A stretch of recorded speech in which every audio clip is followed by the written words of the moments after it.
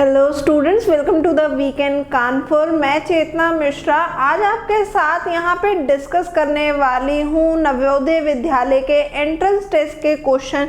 और ये entrance test होता है क्लास 6 के स्टूडेंट्स के लिए, जो कि रिसेंटली अप्रैल 29 को होने वाला है, जवाहर नवोदय विद्यालय सिलेक्शन टेस्ट। तो इसमें पूछे जाने वाले पिछले साल के जो अर्थमेटिक के क्वेश्चंस हैं वो आज हम इस वीडियो में डिस्कस करेंगे, उनको सॉल्व करेंगे और देखेंगे कि किस तरीके के क्वेश्चंस जो हैं वो पिछले सालों में पूछे गए हैं। तो चलिए हम इसे स्टार्ट करते, समझते हैं इन क्वेश्चंस को। तो बच्चों देखो, सबसे पहला क्वेश्चन यहाँ पे पूछा गया है, गिवन 154 मल्टीप्लाई 18 इक्वल्स टू 2772। हमें क्वेश्चन में क्या दिया गया है कि 154 को जब हम 18 से मल्टीप्लाई करते हैं तो ये किसके इक्वल आता है, 2772 के बराबर। Then what is the value of 27.72 divided by 18। तो इसकी क्या वैल्यू होगी, पहले हमें जो दिया है इस पे आ जाते। ठीक है, यहाँ पे जो 18 है, अगर मैं इसे राइट हैंड साइड लेकर के जाऊंगी, 2772 को अगर मैं 18 से डिवाइड करूंगी तो मेरा आंसर क्या आएगा, मेरा आंसर आएगा 154। ठीक है, मेरा आंसर क्या आएगा, 154 आएगा। ठीक है, लेकिन अब हमें क्वेश्चन में क्या पूछा गया है, अब वो यहाँ पे क्वेश्चन में कह रहा है कि 2772 को ने क्या कहा है, 27.72, मतलब इसको 100 से डिवाइड करा है।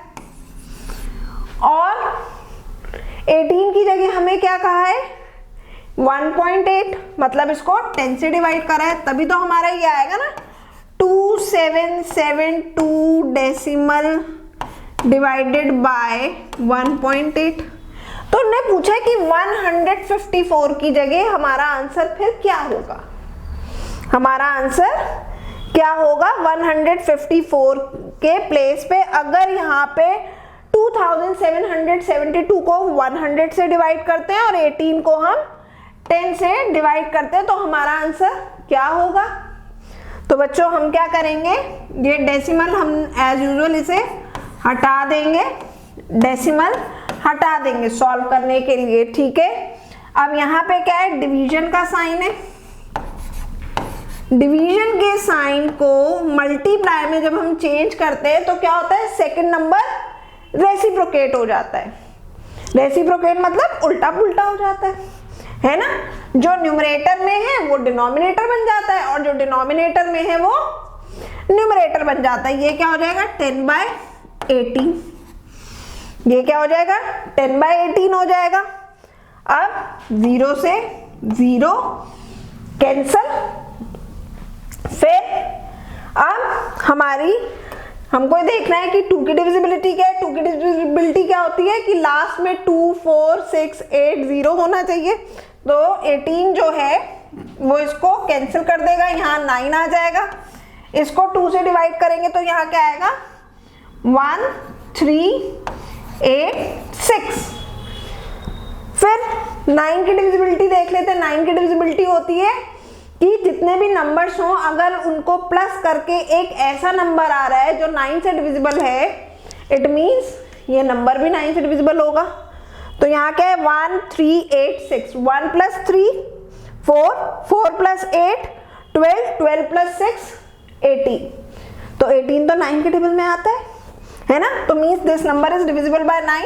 तो 9 × 1 = 9, इसको कैंसिल करके देखेंगे, 9 × 1 = 9, 48 आया, 9 × 5 = 45, फिर 36 आएगा, 9 × 4 = 36। तो हमारा यहाँ पे आंसर क्या आया, 154/10। 154/10 आया। तो ये यहाँ पे क्या है, 0 है डिनोमिनेटर में, तो हम यहाँ पे डेसिमल लगा सकते हैं। ठीक है, तो डेसिमल लगाएंगे तो हमारा क्या आ जाएगा, 15.4। मतलब ये अगर हम जो है 2772 को 100 से और 18 को 10 से डिवाइड करेंगे तो हमारा आंसर कितना आएगा, इट इज इक्वल टू 15.4। किसके बराबर आ जाएगा, 15.4। तो यहाँ पे ऑप्शन में कौन सा ऑप्शन है 15.4, ऑप्शन बी। इसका आंसर क्या है, ऑप्शन बी जो है इसका सही उत्तर है इस क्वेश्चन का। ठीक है, तो ये तो आसान हो गया, बड़ा सिंपल हो गया। चलिए अब हम अगला क्वेश्चन देखेंगे, क्वेश्चन नंबर 2। क्वेश्चन नंबर 2 देखते हैं। If the two perpendicular sides of a right angle triangle are 5 cm and 12 cm, then the perimeter of triangle। अब हमें क्या दिया है, राइट ट्रायंगल दिया है। राइट ट्रायंगल वो होता है जो 90 डिग्री पे बनता है। राइट एंगल कौन सा होता है, जो कि 90 डिग्री पे बनता है, जहां 90 डिग्री का एंगल बनता है। अब उसने क्या बोला, उसके परपेंडिकुलर जहां पे वो 90 डिग्री का एंगल बना रहा है वो दो लाइंस कितनी मतलब जो है वो क्या कहलाएंगी, परपेंडिकुलर कहलाएंगी। वो लाइंस क्या कहलाएंगी, परपेंडिकुलर कहलाएंगी। तो ये एक परपेंडिकुलर ये हो गया जो मैंने ग्रीन कलर से यहां बनाया, और दूसरा ये परपेंडिकुलर हो गया इसका। ठीक है, अब उसने क्या बोला कि एक साइड जो है वो 5 सेंटीमीटर की है परपेंडिकुलर की, और दूसरी साइड 12 सेंटीमीटर की है। तो ये हमने ले लिया 5 सेंटीमीटर और ये ले लिया 12 सेंटीमीटर। ठीक है, और उसने क्या बोला है, हमें ट्रायंगल का पेरीमीटर निकालना है। पेरीमीटर निकालने के लिए हमें तीनों साइड्स पता होनी चाहिए कि वो कितने कितने सेंटीमीटर की। हमें दो साइड तो पता है, एक 5 सेंटीमीटर की है और दूसरी जो है 12 सेंटीमीटर की है। ठीक है, एक 5 सेंटीमीटर की है और दूसरी हमारी 12 सेंटीमीटर की। अब हमें थर्ड साइड इसके लिए पहले फाइंड आउट करनी पड़ेगी कि कितने की है, ये वाली हमें निकालनी पड़ेगी। ठीक है ना, ये हमें नहीं दी हुई है, x लिख दिया या नहीं, आप इसको अभी हमें नहीं मालूम कि ये कितने सेंटीमीटर की है। ये ट्रायंगल हो गया A, B एंड C। अब हमें AC जो है वो पहले फाइंड आउट करना होगा। अब AC निकालने के लिए हमारा फॉर्मूला क्या होता है, AC square equals to AB square plus BC square, है ना।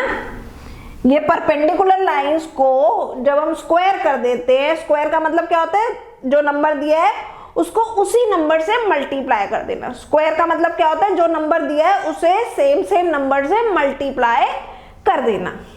ठीक है, तो ये दोनों परपेंडिकुलर लाइंस को हम क्या करेंगे, इन दोनों का स्क्वायर निकाल के जब प्लस कर देंगे तो हमारे पास AC का स्क्वायर निकल आएगा, है ना। AC का स्क्वायर निकल आएगा। अब AB कितना है हमारा 5 सेंटीमीटर, तो 5 स्क्वायर, और BC कितना है 12 स्क्वायर। ठीक है, तो 5 स्क्वायर का मतलब मैंने क्या बताया, 5 को 5 से ही मल्टीप्लाई करना और 12 को 12 से ही मल्टीप्लाई कर देना। सो 5 5 are 25 और 12 12 are 144। तो बच्चों कितना आ जाएगा 169। अब हमारे पास AC कितना आ गया, AC नहीं आया अभी, हमारे पास आया AC स्क्वायर। AC स्क्वायर कितना है 169। तो हमें क्या करना होगा, 169 के फैक्टर निकालने पड़ेंगे, तभी तो हमें पता चलेगा कि कौन से सेम नंबर से मल्टीप्लाई हुआ है। और फैक्टर निकालने के लिए हम क्या करते हैं, एलसीएम निकाल लेते हैं। तो 169 169 जो है वो किसके टेबल में आता है, वो 13 के टेबल में आता है। वो किसके टेबल में आता है, 13 के टेबल में आता है। सो 13 के टेबल में आता है, कितने पे, 13 पे। 13 इज अ प्राइम नंबर, है ना। तो 13 के टेबल में आया, कितने पे आया, 13 पे आया। तो इसको मैं कैसे लिख लूंगी, 169 को 13 मल्टीप्लाई बाय 13। AC का मतलब कितना हो गया, AC multiply by AC is equal to 13 multiply by 13। तो AC की वैल्यू कितनी आई बच्चों, AC की वैल्यू आ गई 13 सेंटीमीटर। AC कितना आ गया, 13 सेंटीमीटर। ठीक है, अब हमें क्या निकालना है, हमको क्वेश्चन में क्या पूछा है, हमको क्वेश्चन में पूछा है पेरीमीटर ऑफ ट्रायंगल। और पेरीमीटर ऑफ ट्रायंगल का क्या फॉर्मूला होता है, सम ऑफ ऑल साइड्स। जगह नहीं है तो यहीं लिख दे रही हूं इसी के आगे, perimeter of triangle is equals to sum of all sides. Sum of all sides, कौन कौन सी साइड्स हैं यहाँ पे, AB plus AC plus BC। AB है हमारा 5, AC है 13 और BC है 12। इन सबको प्लस कर लेंगे, 5 प्लस 13 18, 18 प्लस 12 30। तो आंसर कितना आएगा, 30 सेंटीमीटर। तो ट्रायंगल का क्या आंसर आया, ट्रायंगल के पेरीमीटर का 30 सेंटीमीटर, ऑप्शन डी। इसका आंसर क्या आया, ऑप्शन डी 30 सेंटीमीटर। पहले आप जो है, जो साइड हमें नहीं दी थी उस साइड की लेंथ निकालोगे फॉर्मूला लगा करके, AC square is equal to AB square plus BC square. ठीक है ना, दिस इज हाइपोटेनियस। ठीक है ना, इसको क्या बोलते हैं हम लोग, हाइपोटेनियस बोलते हैं। यहाँ पे ये हमारा परपेंडिकुलर होता है और यहाँ पे, और परपेंडिकुलर कहाँ बनता है, जहाँ 90 डिग्री का एंगल बनता है। जब दो लाइंस 90 डिग्री के एंगल्स को फॉर्म करने के लिए बिल्कुल स्ट्रेट होती हैं, that lines are called perpendicular. या फिर जब एक लाइन दूसरी लाइन को बिल्कुल सीधा काटती है 90 डिग्री पे, उसको भी परपेंडिकुलर बोलते हैं।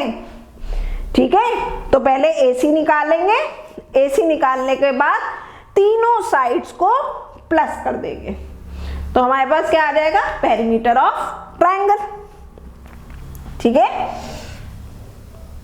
फिर भी किसी बच्चे को कोई डाउट लगेगा तो वो क्या करेगा, वो अपना डाउट मुझे कमेंट सेक्शन में भेजेगा लिख के। ठीक है, चलो क्वेश्चन नंबर 3 देखते हैं। If the HCF of 72 and 180 is 36, then their LCM is।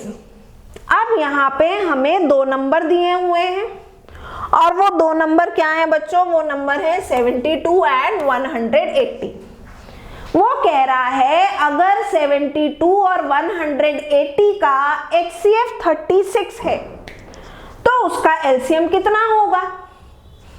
क्या फॉर्मूला होता है यहाँ पे, फॉर्मूला होता है निकालने के लिए प्रोडक्ट ऑफ टू नंबर्स। हम लोगों ने ये किस में पढ़ा है, फैक्टर्स एंड मल्टीपल्स के चैप्टर में पढ़ा है। Product of two numbers equals to LCM multiply by HCF। ठीक है, तो हमें क्या निकालना है, HCF निकालना है, सॉरी हमें LCM निकालना है। हमें क्या निकालना है, LCM निकालना है।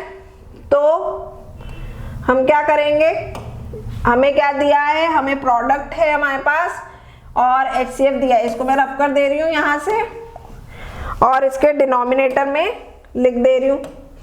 ठीक है ना, फॉर्मूला क्या है LCM निकालने के लिए, product of two numbers divided by HCF is equals to LCM। तो वो टू नंबर्स क्या थे, वो टू नंबर्स थे हमारे 72 मल्टीप्लाई बाय 180। दो नंबर क्या आते हैं 72 और 180 थे, ठीक है। प्रोडक्ट मींस मल्टीप्लाई, तो मैंने क्या किया 72 को 180 से मल्टीप्लाई किया और डिनोमिनेटर में क्या लिखेंगे उसका HCF। HCF क्या दिया है 36, HCF कितना दिया है 36, सीधा सीधा लिख दिया। अब हम इसको डिवाइड करके देख लेंगे। डिवाइड करने के लिए हम इसे रिड्यूस भी कर सकते हैं, इसको हम क्या कर सकते हैं रिड्यूस भी कर सकते हैं, ठीक है ना। तो 72 और 36 किसके टेबल में आते हैं 9 के टेबल में आते हैं, 18 के टेबल में आते हैं और इवन 36 के टेबल में भी आते हैं। चलो आसान करने के लिए 9 से डिवाइड करते हैं। 9 4 जा 36, 9 8 जा 72। अब 8 और 4 आया, 4 के टेबल में आते हैं। 4 1 जा 4, 4 2 जा 8। तो यहाँ पे रिड्यूस करने के बाद बच्चों हमारा क्या आया 2 multiply by 180 which is equal to 360। तो एलसीएम कितना आ गया इस क्वेश्चन का 360 जो है इसका एलसीएम आ गया। ऑप्शन कौन सा सही होगा इसमें से, ऑप्शन कौन सा सही होगा, ऑप्शन सही होगा ऑप्शन बी 360। हमारा एलसीएम कितना आ गया 360, हमारा एलसीएम जो है यहाँ पे आ गया। Option B is the right answer. तो देख रहे होगे ना बड़े आसान लग रहे होंगे, अब तो फटाफट से सॉल्व भी कर पा रहे होगे। चलो नेक्स्ट क्वेश्चन पे आते हैं। अब हम अगला क्वेश्चन देख लेते हैं फटाफट से। The sum of the digits of a number is subtracted from the number।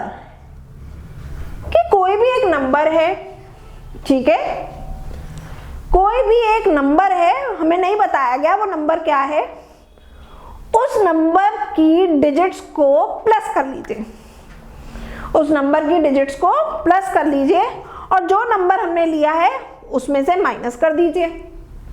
The resulting number is always divisible by, तो जो आंसर आएगा वो हमेशा किससे डिविजिबल होगा ये हमें बताना है। अब नंबर तो हमें बताया नहीं है, कोई भी एक नंबर ले लीजिए। तो मैंने क्या किया, नंबर ले लिया 100, मैंने नंबर क्या ले लिया 100 ले लिया, ठीक है। Let the number be 100। अब हमें क्या करना है, उसका सम निकालना है, सम ऑफ द डिजिट्स ऑफ 100। तो 100 की जो डिजिट्स है उनका सम कितना होगा, सम मतलब प्लस करना है। तो 1 + 0 + 0 इज इक्वल्स टू 1, ठीक है। कितना आया, डिजिट्स को प्लस करके 1 आया। अब उसने हमसे क्या कहा था, हमें उसे नंबर में से सबट्रैक्ट करना है, जो सम आएगा उसे नंबर में से सबट्रैक्ट करना है। तो रिजल्टिंग नंबर देख लेते हैं, रिजल्टिंग नंबर क्या होगा,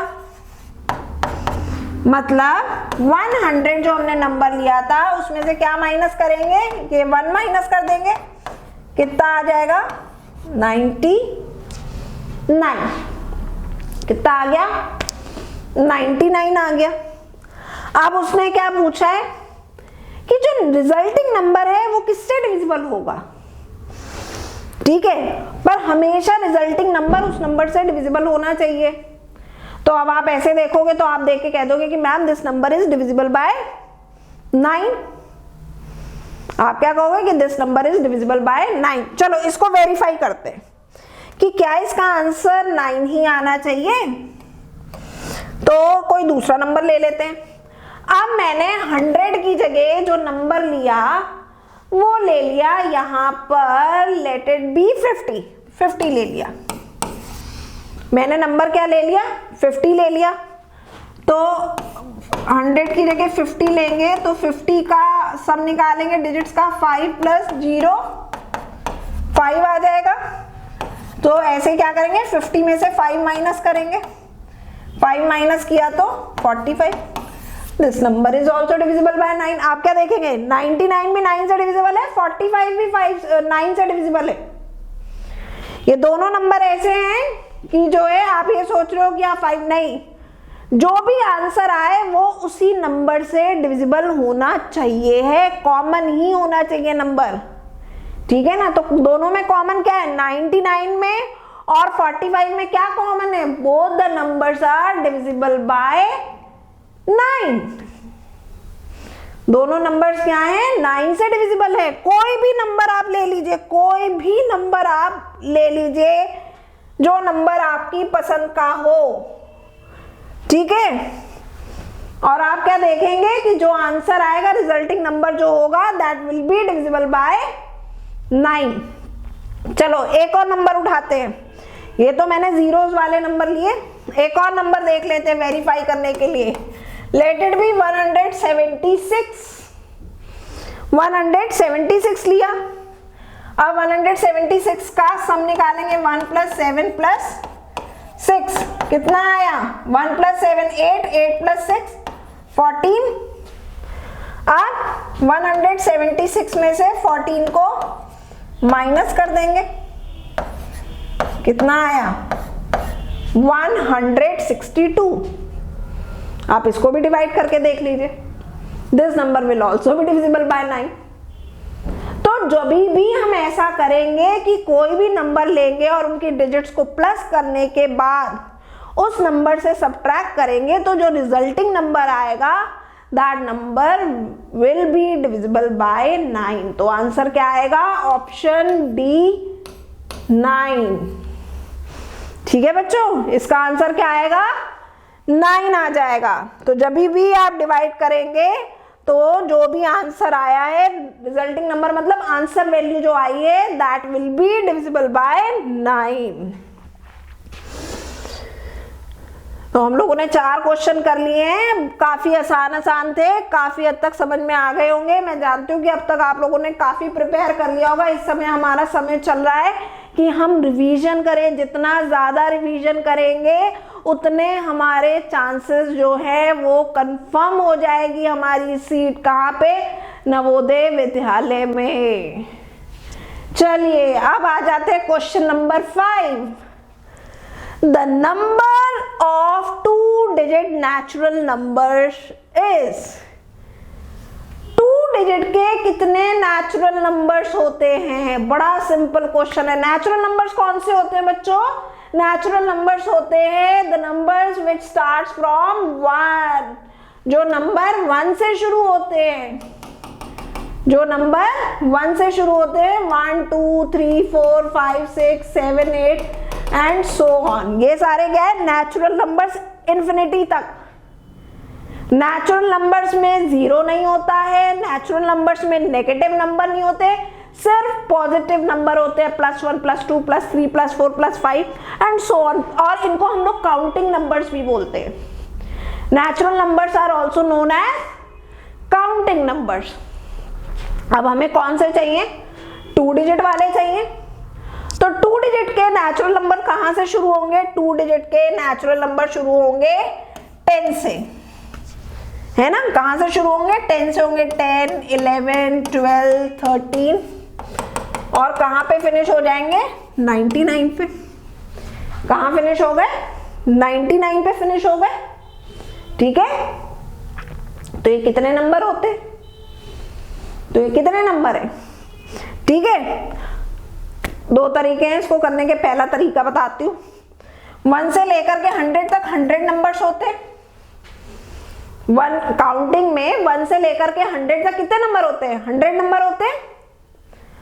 100 में से पहले 1 डिजिट नंबर माइनस कर दीजिए। 100 में से पहले कौन सा नंबर माइनस कर दीजिए, 1 डिजिट नंबर। 1 डिजिट नंबर कितने होते हैं, 1 2 3 4 5 6 7 8 9। 1 डिजिट कितने नंबर है, 9 नंबर है, वो इसमें से माइनस कर दीजिए। और क्या माइनस करेंगे, 100 भी एक नंबर है और ये कितने डिजिट का है, 3 डिजिट का नंबर है, तो उसको भी माइनस कर दीजिए। तो आंसर कितना आ गया, 100 - 9 - 1 इज 90 नंबर्स।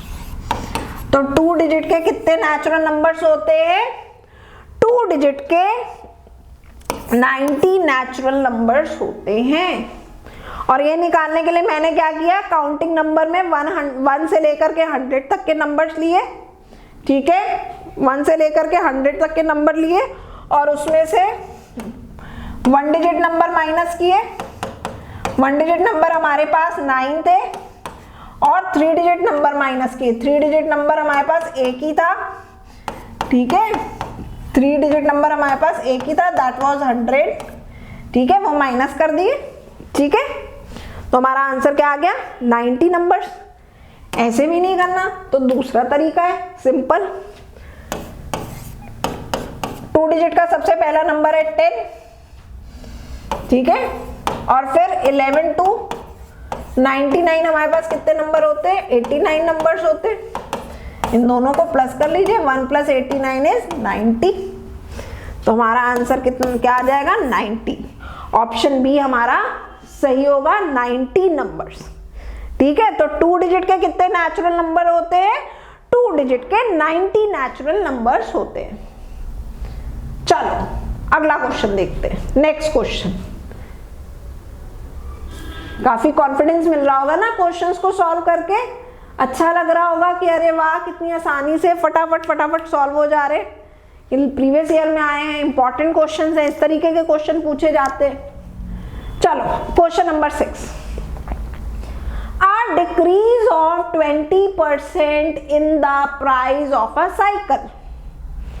एक साइकिल है, ठीक है, उसका प्राइस जो है वो कितना कम कर दिया, 20% कम कर दिया। साइकिल का प्राइस कितना कम कर दिया, 20% कम कर दिया। Increases it's demand by 20%। और जैसे ही उसका प्राइस 20% कम हुआ, वैसे ही उसकी डिमांड जो थी वो 20% बढ़ गई। वैसे ही उसकी डिमांड जो थी वो 20% बढ़ गई। The effect on the sale of shop.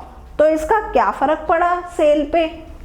अब हम पहले निकाल लेंगे कि जब प्राइस जो था प्रीवियस प्राइस पे या ओरिजिनल प्राइस पे हम निकाल लेंगे कि पहले कितने की सेल होती थी, अब कितने की सेल हो रही है, ठीक है। तो इनिशियल प्राइस जो है ले लीजिए, let the initial price of price PRICE, initial price of cycle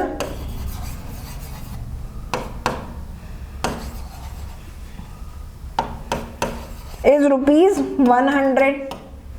कि मान लो इनिशियल प्राइस जो था साइकिल का वो 100 रुपए था, ठीक है, एंड इनिशियल सेल कितनी थी, and initial sale of cycle 100 थी। कि जब 100 रुपए था प्राइस तो कितनी साइकिल बिकती थी, 100 बिकती थी, ठीक है ना। तो टोटल कितने का सामान बिकता था, टोटल सेल कितने की हो जाती थी, एक साइकिल 100 रुपए की, तो 100 साइकिल कितने की होंगी ये हम निकाल लेंगे। तो प्राइस मल्टीप्लाई बाय क्वांटिटी,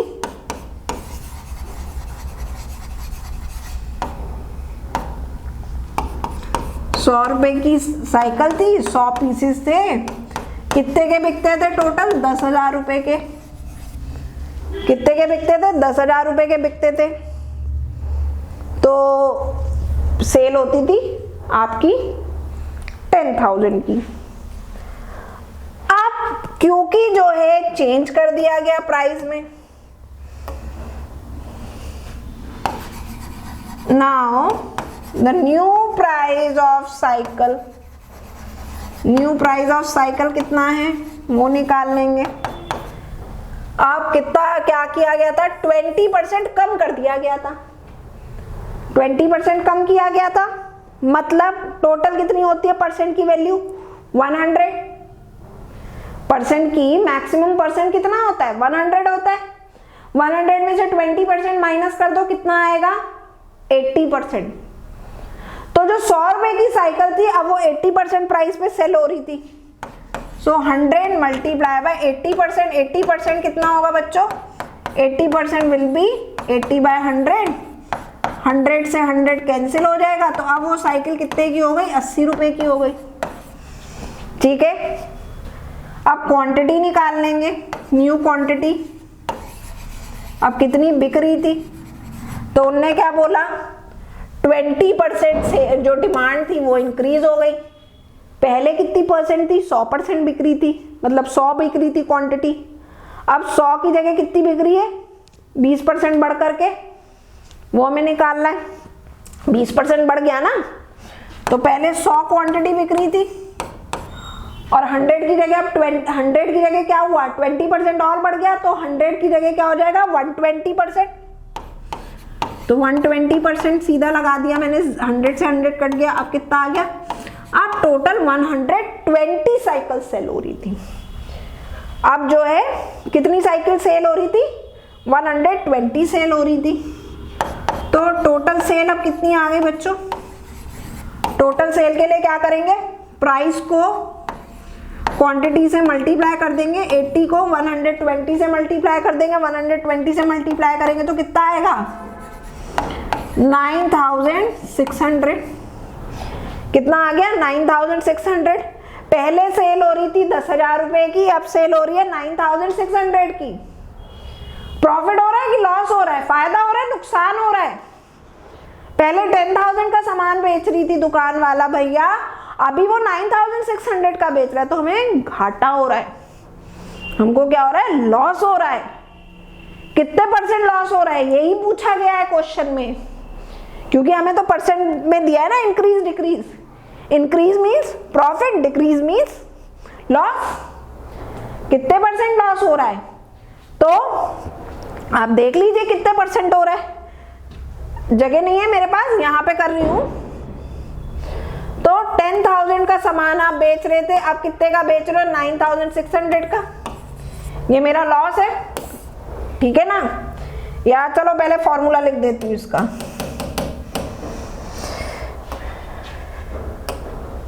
इसका, फॉर्मूला लिख देती हूँ, ठीक है। Initial sale minus new sale divided by initial cell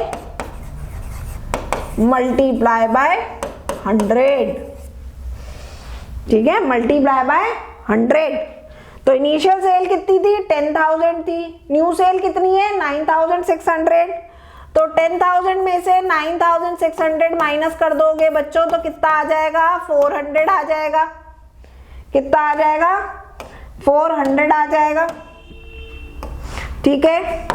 initial cell 10,000 multiply by 100, तो 2 जीरो से 2 जीरो कट गए, 2 जीरो से 2 जीरो कट गए, तो यहाँ क्या आया 4%, और ये 4% क्या है, डिक्रीज है। कैसे पता चला डिक्रीज है, क्योंकि हमारी सेल जो थी वो कम हो गई थी, और जब कोई चीज कम हो जाती है तो उसके लिए हम डिक्रीज जो है यूज करते हैं।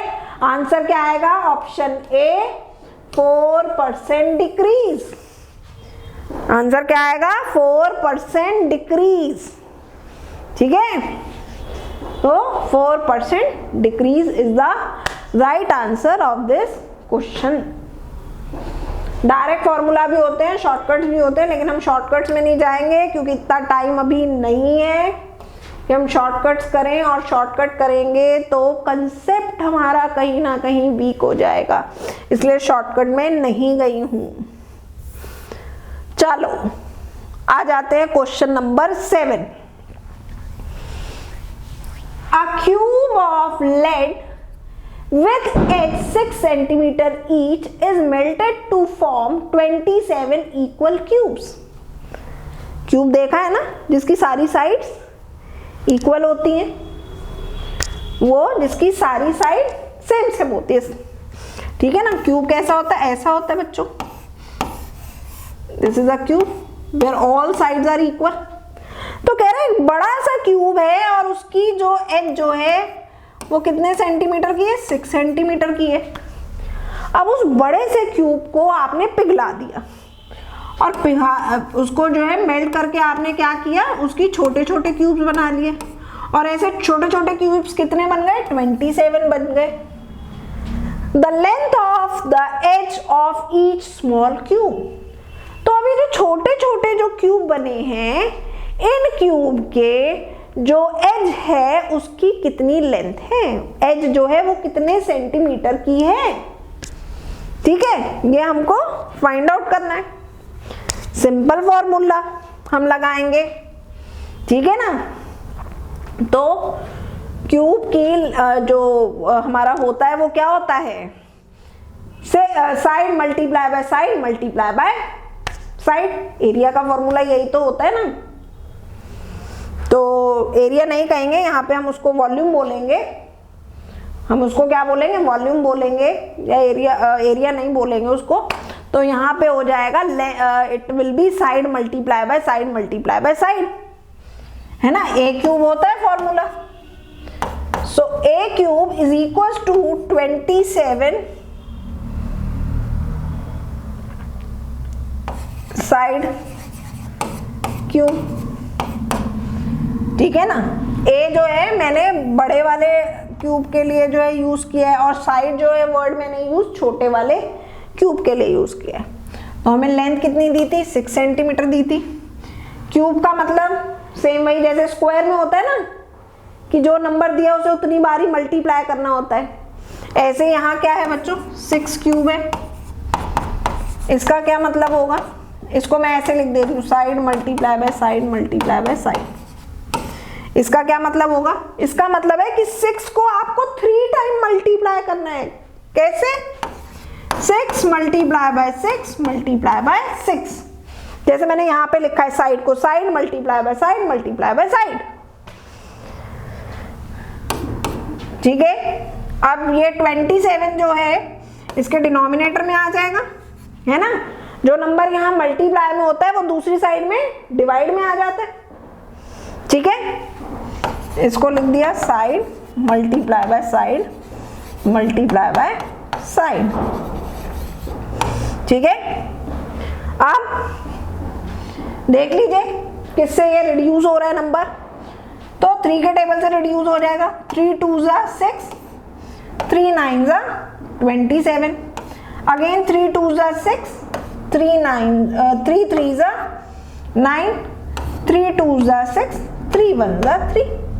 तो यहाँ कितना आ गया, side multiply by side multiply by side equals to 2 multiply by 2, है ना। इसको हम ऐसे भी लिख सकते हैं, side cube equals to 2 cube, और पावर से पावर कट गई तो साइड कितने की आ गई, 2 सेंटीमीटर। तो इसका आंसर कितना आएगा, 2 सेंटीमीटर। जो छोटा क्यूब बने हैं 27, जो छोटे छोटे क्यूब्स बने हैं, उनकी जो एज जो है, उनकी जो साइड जो है, उसकी लेंथ कितनी है, 2 सेंटीमीटर, ठीक है बच्चों। कितनी है, 2 सेंटीमीटर। चलो अगला क्वेश्चन देखते हैं।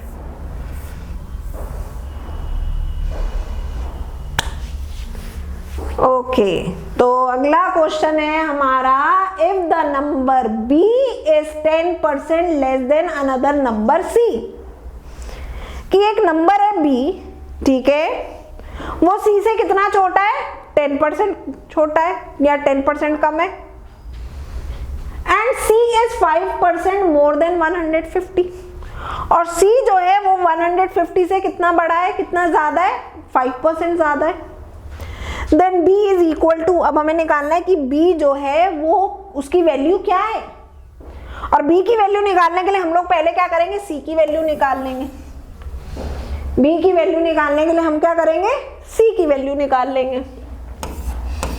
चलो, तो c जो है it is 5% more than 150, so 150 multiply by 5% ज्यादा है, तो 100 में +5 कर देंगे,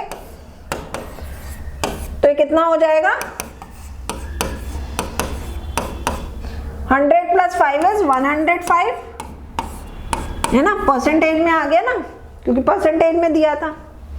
ये 0 से 0 कैंसिल हो जाएगा और कुछ कैंसिल नहीं होगा, तो 105 को 15 से मल्टीप्लाई करेंगे। 15 5 जा 75, 15 1 जा 15, 10 आ गया, तो यहाँ पे आया 157.5। ठीक है, तो C की वैल्यू कितनी आ गई? 157.5। ये B की वैल्यू हो गई, सॉरी C की वैल्यू हो गई। हमें निकालनी किसकी है? B की निकालनी है। अब उसने क्या बोला? B is 10% less than C। B जो है वो C से कितना कम है? 10% कम है। तो B की वैल्यू निकालने के लिए यहाँ हमने लिखा 157.5। टोटल वैल्यू परसेंट की कितनी होती है? 100 होती है। इस 100 में से 10% माइनस कर देंगे। 100% में से 10% माइनस कर देंगे, कितना आ जाएगा? 90% आ जाएगा। तो 157.5 मल्टीप्लाई बाय 90/100। ये डेसिमल भी मैंने यहाँ से हटा के इसको 10 कर दिया है। 0 से 0 कैंसिल हो गया, कितना आया? 157.5 मल्टीप्लाई बाय 9 डिवाइडेड बाय 100। तो आपको क्या करना है? 1575 को 9 से मल्टीप्लाई कर लेंगे। तो 9 5 जा 45, 9 5 जा 45, 9 7 जा 63, 63 प्लस 7 सॉरी 63 प्लस 4 67, 9 5 जा 45, 45 और 6 51, 9 1 जा 9, 9 प्लस 5 14। तो ये कितना आ गया? 14175/100। तो हमारा आंसर कितना आया? हमारा आंसर आया 141.75।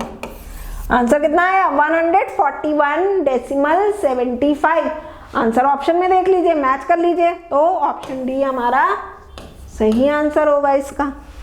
इसका एग्जैक्ट आंसर क्या होगा? 141.75। राइट। करना क्या होगा? पहले C की वैल्यू निकालेंगे, देखेंगे कि C कितने का है, C एक्चुअली किसके इक्वल है, और उसके बाद B की वैल्यू निकालेंगे। क्यों? क्योंकि B is depended on C। ठीक है, सिंपल, आसान है ना काफी। चलो अब हम अगला क्वेश्चन देखेंगे। चलो चलो अब इसको हम दूसरे कलर से करेंगे। बहुत देर हो गई ग्रीन यूज करते हुए, पर्पल यूज करते हैं। ठीक है, अगला क्वेश्चन है the sum of HCF and LCM of 45, 60 and 75 is. आपको 3 नंबर दिए हैं, ठीक है, उसका LCM और HCF निकालना है और उसके बाद क्या करना है? उसका सम फाइंड आउट करना है। उसका क्या करना है? सम फाइंड आउट करना है। तो LCM निकाल लेते हैं वही डिवीजन मेथड से। हमें क्या दिया है? 45, 60, 75। LCM निकालने का क्या तरीका होता है कि कोई भी नंबर कोई मतलब हम देख लें कि किस छोटे से छोटे नंबर से डिविजिबल हो रहा है। तो 2 से डिविजिबल हो रहा है, 45 नहीं होता, 60 हो जाता है, 30 आ जाएगा, 75 वैसे ही लिख देंगे। सिंपल, आपको LCM यहाँ पे जो है बच्चों फाइंड आउट करना है। बहुत सिंपल सा क्वेश्चन है, इसमें कुछ खास नहीं है, देख भी रहोगे, बहुत आसान सा है। 15, 5, 25, फिर 3 से डिवाइड कर दिया, 5, 5, 25। ये आपको मालूम ही होगा कि जो नंबर जिस टेबल में नहीं आता वो नंबर वैसे के वैसे ही लिख देते हैं। 1, 1, 5, 1, 1, 1। तो LCM कितना आया? इन सबको मल्टीप्लाई करके देख लेंगे। तो 2 2 जा 4, 4 3 जा 12, 12 3 जा 36, 36 5 जा 180, 185 जा 900। तो LCM बच्चों कितना आ गया? 900 आ गया। और क्या निकालना हमें? HCF भी हमें पता होना चाहिए सम करने के लिए। ये तो LCM निकल गया। अब HCF की कंडीशन क्या होती है कि जिस भी नंबर से डिवाइड करेंगे उससे सारे नंबर डिविजिबल होने चाहिए। जितने नंबर दिए हैं वो सारे के सारे उस पर्टिकुलर नंबर से डिविजिबल होने चाहिए। ऐसा नहीं होना चाहिए कि कोई एक नंबर या कोई दो नंबर जो है डिविजिबल ही लो, बाकी ना हो, नहीं, वो एलसीएम में लगता है। एचसीएफ में जो नंबर दिए हैं वो सारे के सारे नंबर जो हैं उस नंबर से डिविजिबल होने चाहिए। तो मैं इनको डिवाइड करूंगी 3 से। और कई बार ऐसा होता है कोई क्वेश्चन है आपको नहीं समझ में आ रहा किससे डिविजिबल होगा, तो डिविजिबिलिटी टेस्ट आप लोगों ने सीखा होगा, क्लास 4 में भी सिखाया जाता है, 5 में भी सिखाया जाता है। तो डिविजिबिलिटी चेक कर लीजिए। यहाँ पे आप इन नंबरों की डिविजिबिलिटी चेक करेंगे तो 4 + 5 9, 6 + 0 6, 7 + 5 12, ये जितने भी आ रहे हैं नंबर ये सारे के सारे तीनों नंबर जो है 3 से डिविजिबल है, इसलिए मैं 3 से इन्हें डिवाइड कर रही हूँ। 45 को डिवाइड करूंगी 3 से 15 आएगा, 60 को डिवाइड करूंगी 3 से 20 आएगा, और 75 को 3 से डिवाइड करूंगी तो 25 आएगा।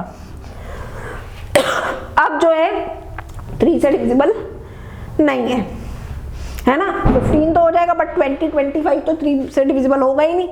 अब किससे डिविजिबल है? 5 से डिविजिबल है। 5 की डिविजिबिलिटी क्या कहती है? 5 की डिविजिबिलिटी कहती है कि नंबर के जो यूनिट प्लेस की डिजिट होनी चाहिए वो 0 या 5 होनी चाहिए। तो यहाँ देखो 0 भी है यूनिट प्लेस पे और 5 भी है, 5 से डिवाइड कर लेंगे तो 3 4 5। अब ये तीनों नंबर ऐसे आ गए जो किसी और मतलब कॉमन नंबर से डिविजिबल नहीं है। तो HCF कितना आ गया बच्चों? HCF आ गया 3 5 15। हमें क्या फाइंड आउट करना था? Sum of HCF and LCM। तो सम कितना आ जाएगा? Sum of LCM and HCF 900 plus 15 equals to 915। कितना आ जाएगा? 915। ऑप्शन देख लेते हैं। तो यहाँ पे ऑप्शन जो सही है that is option C. Option C जो है इसका सही आंसर है 915। ठीक है, सिंपल क्वेश्चन, आसान था, डायरेक्ट क्वेश्चन था, कुछ नहीं करना था, सीधा सीधा LCM HCF निकालना था और उसको निकालने के बाद प्लस कर देना था। उसके बाद क्या करना था? सीधा सीधा प्लस कर देना था। चलो अगला क्वेश्चन देखते हैं। 1/4 of birds of a flock are at a river bank। बड़े सारे पक्षियों का झुंड जो है वो नदी के किनारे बैठा है। कहाँ बैठा है? रिवर बैंक पे बैठा है। नदी का किनारा होता है ना, वहाँ पे बहुत सारे बर्ड्स बैठे हैं। और कितने बर्ड बैठे? जो टोटल बर्ड है उनके 1/4, उसके 1/4 बर्ड जो है वो रिवर बैंक पे बैठे हैं। And 1/5 of that flock are in their nest. और टोटल बर्ड्स के 1/5 कहाँ बैठे हैं? वो अपने नेस्ट में बैठे हैं। Remaining 22 birds are wandering in search of food. और जो बाकी के बचे हुए बर्ड्स हैं वो क्या कर रहे हैं? They are wandering. वैंडरिंग मतलब घूम रहे इधर उधर। क्यों? इन सर्च ऑफ फूड, अपना खाना ढूंढने के लिए, खाने की तलाश में घूम रहे हैं। कितने birds? 22। What is the number of birds which are in their nest. अब उन्होंने क्या पूछा कि कितने बर्ड्स हैं जो अपने नेस्ट में बैठे हैं। कितने बर्ड्स हैं जो अपने नेस्ट में बैठे हैं। अब हमें नंबर तो बताया नहीं है, जो नेस्ट में बैठे हैं वो तो फ्रैक्शन बताई है, नंबर तो हमें निकालना है। तो पहले हम निकाल लेते कि टोटल नंबर ऑफ बर्ड्स कितने। और टोटल नंबर ऑफ बर्ड्स निकालने का क्या तरीका होता है बच्चों? टोटल नंबर ऑफ बर्ड्स निकालने के लिए हम क्या करेंगे? क्योंकि हमें बर्ड्स फ्रैक्शन में दिए, नंबर हमें पता ही नहीं है टोटल कितना है, तो पहले फ्रैक्शन में निकाल लेते हैं टोटल नंबर ऑफ बर्ड्स। ठीक है, तो टोटल नंबर ऑफ बर्ड्स जो होंगे फ्रैक्शन में वो कितने होंगे? 1 होगा, क्योंकि फ्रैक्शन कितनी होती है? मैक्सिमम 1। ठीक है, ठीक है, मैक्सिमम फ्रैक्शन कितनी होती है? 1 होती है। तो ये फ्रैक्शन में आ गया 1। हमें क्या दिया हुआ है? नंबर में हमें क्या चीज दी है? 22 बर्ड्स दिए। हमें नंबर में क्या दिए? 22 बर्ड्स दिए। तो इसके लिए हम क्या करेंगे? रिमेनिंग बर्ड्स की फ्रैक्शन निकाल लेंगे। हम क्या करेंगे? रिमेनिंग बर्ड्स की फ्रैक्शन निकाल लेंगे। और उसके लिए हम क्या करेंगे? total number of birds minus birds at a river bank plus birds in their nest। One में से हम क्या करेंगे, जो बर्ड्स रिवर बैंक में है उसकी फ्रैक्शन और बर्ड्स जो अपने नेस्ट में बैठे हैं उसकी फ्रैक्शन को माइनस कर देंगे। उसको क्या करेंगे, माइनस कर देंगे। रिमेनिंग बर्ड्स हमारे पास कितने थे बच्चों, 22 थे। कितने थे, 22 बर्ड्स थे। फ्रैक्शन कितनी है यहाँ पे, टोटल नंबर ऑफ बर्ड्स की 1, ठीक है। और बर्ड्स एट रिवर बैंक कितने थे, 1/4 और नेस्ट में कितने थे, 1/5 थे। आप क्या करोगे, इसको फाइंड आउट करने के लिए 4 और 5 का एलसीएम निकालोगे। 4 और 5 का एलसीएम कितना आएगा, 20 आएगा। 4 और 5 का एलसीएम कितना आ जाएगा, 20 आ जाएगा, ठीक है ना। निकाल के देखोगे जब तो कितना आ जाएगा, 20 आ जाएगा। ये 2 हो गया, ये 5 हो गया, फिर ये 2, फिर ये 1, ये 5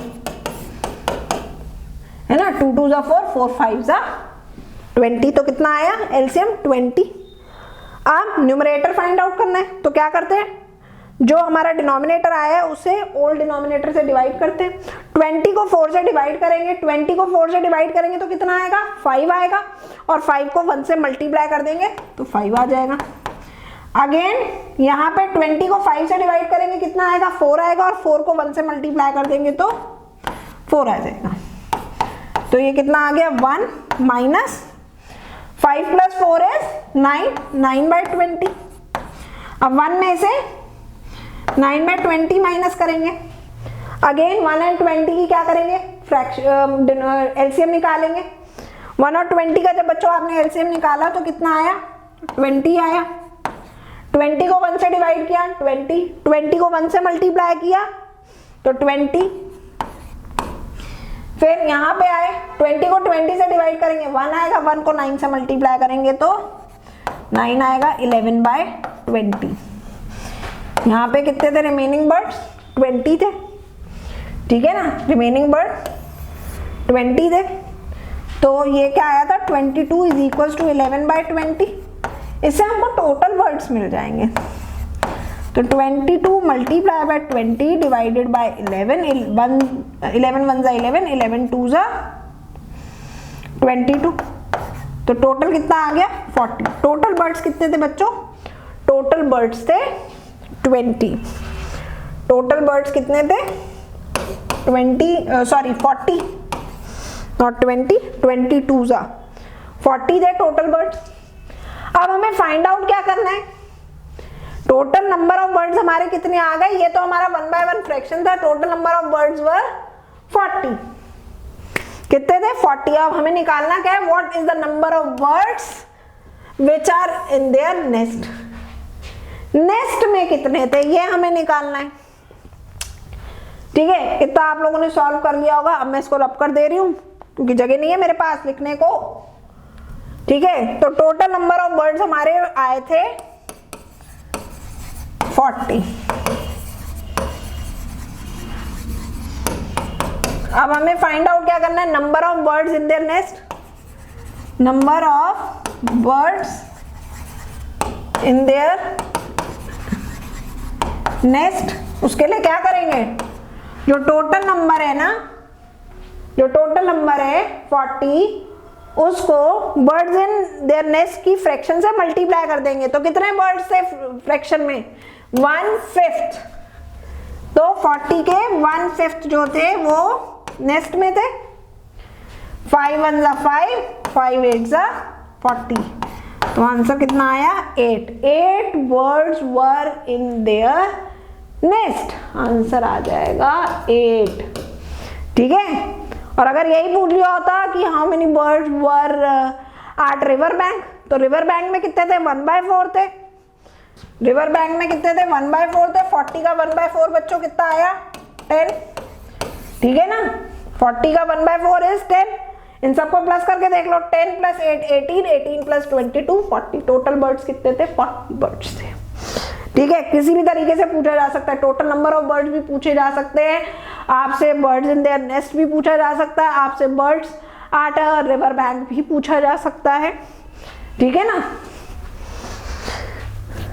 तो कैसे भी पूछा जा सकता है। बहुत सिंपल हो गया है, काफी इजी क्वेश्चन है। बस हमको अपना थोड़ा सा कॉमन सेंस यूज करना है और जो हमने पढ़ा है उसको जो इतने समय पेपर के समय रिकलेक्ट करना है। और अभी आपको क्या करना है, जितने भी फॉर्मूलाज हैं उनको एक शीट पर लिख करके स्टिक कर लीजिए, अपने कमरे के किसी भी दीवार पे चिपका दीजिए, जिससे कि उन्हें एक बार रोज सुबह देख लेंगे तो वो आप भूलेंगे नहीं फॉर्मूला। चलो क्वेश्चन नंबर 11 देखेंगे। A park is 1500 meters long and 750 meters wide. एक पार्क है, ठीक है, जिसकी लेंथ कितनी है बच्चों? 1500। लाइक ये एक पार्क है, ठीक है, इसकी लेंथ कितनी है? 1500 मीटर और विड्थ कितनी है? 750 मीटर। ये हमें दिया है, ठीक। A cyclist has to take 4 rounds of this park. अब एक साइक्लिस्ट है, वो क्या करता है? रोज इसके 4 चक्कर लगाता है। जब साइकिल चलाता है तो 4 चक्कर लगाता है ना, ठीक है। यहां से शुरू करता है साइक्लिस्ट रोज, और एक चक्कर लगाया, फिर उसने जो है दूसरा चक्कर लगाया, फिर उसने तीसरा चक्कर लगाया, और फिर उसने लास्ट में चौथा चक्कर लगाया। रोज इस पार्क के 4 चक्कर वो लगाता है, ठीक है। How much time will he take at the speed of 4.5 kilometre per hour. उसको ये 4 चक्कर लगाने में कितना टाइम लगता होगा अगर उसकी स्पीड कितनी है? 4.5 किलोमीटर पर आवर, ठीक है। अब वो क्या करता है? पार्क के चारों तरफ चक्कर लगाता है। मतलब हमें क्या निकालना है? पेरीमीटर या एरिया? पेरीमीटर निकालना है। क्यों? क्योंकि वो उसके कॉर्नर्स पे लगाता है ना, पार्क के बीच में तो पूरे में लगा नहीं पाएगा, ठीक है।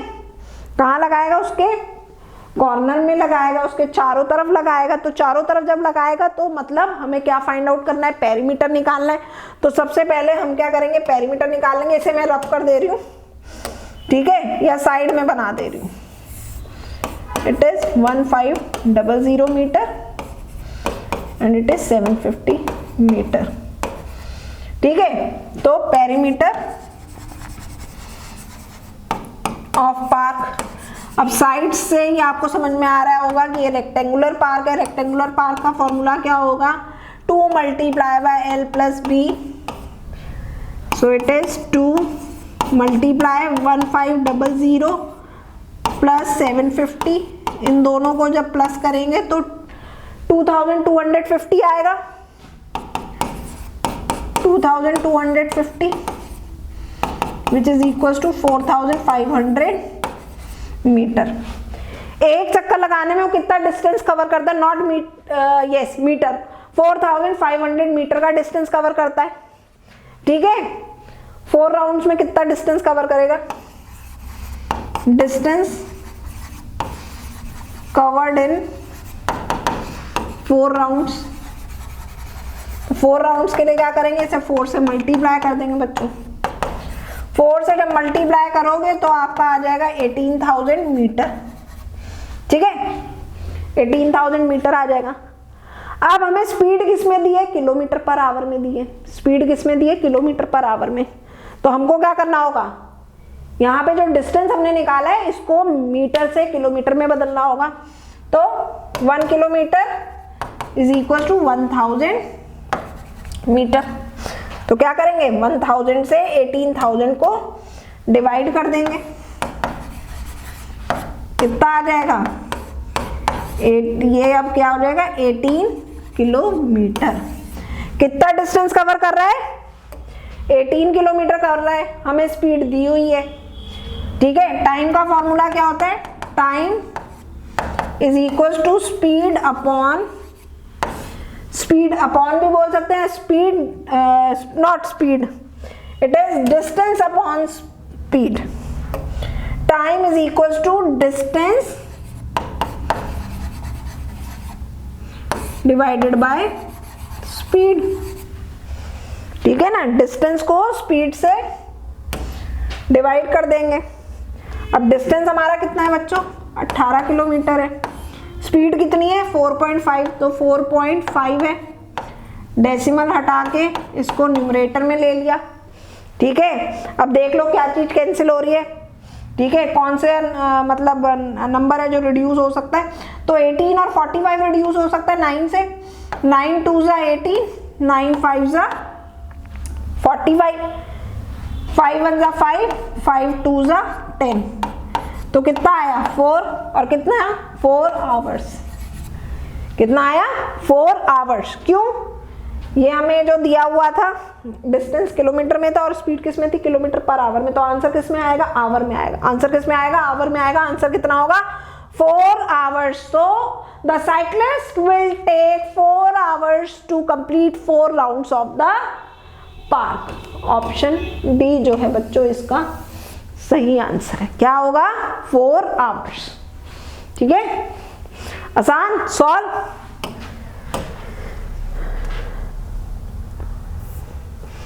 चलो अगला क्वेश्चन देख लेते हैं। मजा आ रही होगी बहुत ज्यादा, आज सिंपल लग रहा होगा काफी, बहुत आसान आसान क्वेश्चन है, फटाफट से सॉल्व हो जा रहे हैं, ठीक है ना। और अगर किसी को डाउट था तो वो डाउट भी क्लियर हो गए। चलो question number 12, a square and a rectangle have the same perimeter. एक स्क्वायर और एक रेक्टेंगल दोनों का जो पेरीमीटर है वो बराबर है। If the side of the square is 16 meter and the length of the rectangle is 18 meter, the breadth of the rectangle, ठीक है। ये सब चीजें हमें दी हुई हैं। सिंपल क्या करेंगे, क्या चीज बताइए, किसका पेरीमीटर बराबर है, स्क्वायर का और रेक्टेंगल का। तो यहां लिख लो perimeter of square equals to perimeter of rectangle, ठीक है, लिख लिया। अब पेरीमीटर ऑफ स्क्वायर का फॉर्मूला क्या होता है, 4 मल्टीप्लाई बाय साइड, और रेक्टेंगल का होता है 2 multiply by length plus breadth, ठीक है ना, ठीक। अब साइड कितनी दी है बच्चों हमें स्क्वायर की, 16 मीटर, 2 वैसे के वैसे। लेंथ हमें कितनी दी है रेक्टेंगल की, 18 मीटर। ब्रेथ हमको फाइंड आउट करनी है, 4 16 64 equals to 2 multiply by 18 plus breadth. अब ये 2 जो होगा यहाँ आकर के डिवाइड हो जाएगा 64 से, जब क्योंकि यहाँ मल्टीप्लाई में है ना, और जब मल्टीप्लाई में होता है तो क्या करते हैं, जब दूसरी साइड पे लेकर के जाते हैं तो डिवाइड कर देते हैं। कितना आएगा 32 आ जाएगा, 32 is equal to 18 plus b. अब यहाँ पे 18 में है, कितना प्लस कर दूं कि 32 आ जाए, सिंपल क्या करेंगे, माइनस कर देंगे। ब्रेथ निकालने के लिए क्या करेंगे, 32 में से 18 को माइनस कर देंगे, आंसर आ जाएगा 14 मीटर। तो रेक्टेंगल की ब्रेथ कितनी है 14 मीटर। बिल्कुल क्वेश्चन ऐसा था कि फॉर्मूला पता है तो दिमाग में ही सॉल्व हो जाएगा, बहुत ज्यादा नहीं लगाना पड़ेगा आपको, लेकिन फॉर्मूला प्रोवाइडेड अच्छे से याद करने, बहुत अच्छे से जो है कर लीजिए। अभी काफी समय है आपके पास, बहुत टाइम है अभी आपके पास, और यही सब चीजें आप पढ़ भी रहे हैं क्लास 5 में, तो इसको प्रिपेयर करने के लिए खूब समय भी है, रिवीजन डेली कर भी रहे हैं मैथ्स का, ठीक है ना। तो फॉर्मूला जो है उनको रोज रिवाइज करते रहिए, और जैसा मैंने बोला ना, एक पेपर पे लिख करके अपने घर की दीवार पे स्टिक कर दो उसको। चलो क्वेश्चन नंबर 13 देख लेते हैं। What will be the difference between the greatest 6-digit number and the greatest 5-digit number? क्या डिफरेंस होगा? डिफरेंस मतलब माइनस करना है हमें। क्या डिफरेंस होगा ग्रेटेस्ट 6-digit नंबर में और ग्रेटेस्ट 5-digit नंबर में? ग्रेटेस्ट नंबर किससे शुरू होता है? जब हमें डिजिट्स ना बताएंगे तो किससे शुरू होता है? 9 से शुरू होता है, 9 पे खत्म हो जाता है। तो 6 डिजिट का ग्रेटेस्ट नंबर क्या होगा? 9,99,999, ठीक है। और 5 डिजिट नंबर क्या होगा? 99,999। इनको माइनस कर देंगे, कितना आएगा? 0,0,0,0,0,9। Answer will be 9 lakh. Answer कितना होगा बच्चों? 9 लाख। तो यहां देख लो कौन सा है option. Answer is option D, है ना, 9 लाख। तो ग्रेटेस्ट 6 डिजिट नंबर और ग्रेटेस्ट 5 डिजिट नंबर का डिफरेंस कितना आएगा? 9 लाख।